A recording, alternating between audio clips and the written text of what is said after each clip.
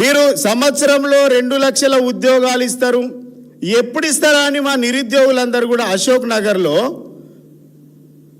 చర్చ పెట్టి నిరసన వ్యక్తం చేస్తే లైబ్రరీలకు వెళ్ళి లాఠీ చార్జీలు చేసి 2 సార్లు 3 సార్లు లాఠీ చార్జీలు చేసిండ్రు విద్యార్థుల పైన. అక్రమంగా కేసులు పెట్టి జైల్లో పెట్టిండ్రు. విద్యార్థులు చాలామంది జైల్లోకి పోయిండ్రు నిరుద్యోగులు. ఇలా వీళ్ళు తెలంగాణలో ఉన్నటువంటి ముఖ్యమంత్రి మంత్రులు ఎవరు కూడా స్పందిస్తలేరు. అయా రాహుల్ గాంధీ, మా నిరుద్యోగుల పక్షాన మీరన్న నోరు విప్పండి, మీరన్న మాకు అవకాశం ఇవ్వండి.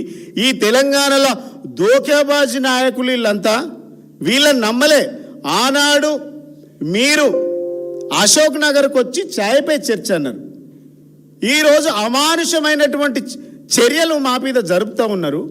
నోరు తెరిస్తే మాట్లాడితే మా ఉద్యోగం ఏమైంది అన్నందుకు 60,000 ఉద్యోగాలు ఆనాటి గత ప్రభుత్వమే కేసీఆర్ ప్రభుత్వమే ఇచ్చిందని అన్నందుకు నిరుద్యోగులను తీసుకుపోయి లాఠీ చార్జ్ చేసి జైల్లో పెట్టిండ్రు, అక్రమంగా నిర్బంధించిండ్రు. అశోక్ నగర్లో ఆనాడు ఛాయపై చర్చ అన్నారు కదా. ఇవాళ మరి ఎందుకు ముఖం చాటేస్తున్నారు? ఇక్కడ ముఖం చాటేస్తున్నారు ఇక్కడ ఉన్నటువంటి నాయకులందరూ కూడా. మీరైనా అపాయింట్మెంట్ ఇస్తే మా గోడు మీకన్నా చెప్పుకుందామని రాహుల్ గాంధీ దగ్గరికి వెళ్ళడానికి ప్రయత్నం చేస్తే ఎక్కడికక్కడ అరెస్టులు చేసిరు. ఇవాళ నిరుద్యోగులను, విద్యార్థులను ఎక్కడికక్కడ అరెస్ట్ చేసిండ్రు. ఎందుకు భయపడుతుంది కాంగ్రెస్ ప్రభుత్వం? మీది మంచి ప్రభుత్వమే కదా. 60,000 ఉద్యోగాలు ఇచ్చినటువంటి కాంగ్రెస్ ప్రభుత్వానికి దమ్ముంటే ఎందుకు అరెస్ట్ చేసినావో చెప్పండి. రాహుల్ గాంధీ సమాధానం చెప్పాలి. 60,000 ఉద్యోగాలు ఇచ్చిన ప్రభుత్వమే కదా మీది. నిరుద్యోగులను ఎందుకు అక్రమంగా అరెస్ట్ చేస్తూ ఉన్నారు?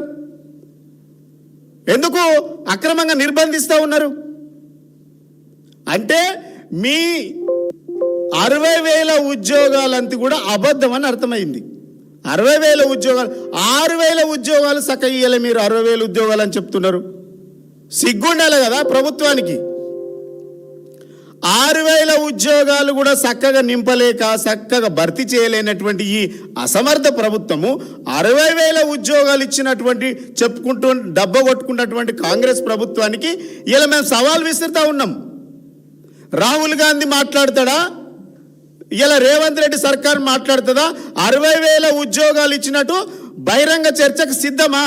ఒకవేళ మీరు 60,000 ఉద్యోగాలు ఇచ్చింది నిజమే అయితే ఎందుకు భయపడుతుండ్రు?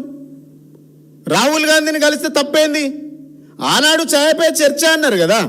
రాహుల్ గాంధీని అశోక్ నగర్ తీసుకెళ్ళిండ్రు కదా.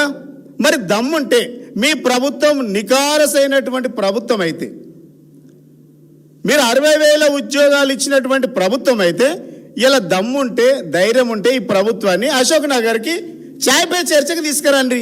రాహుల్ గాంధీని ఇవాళ మాట్లాడదాం.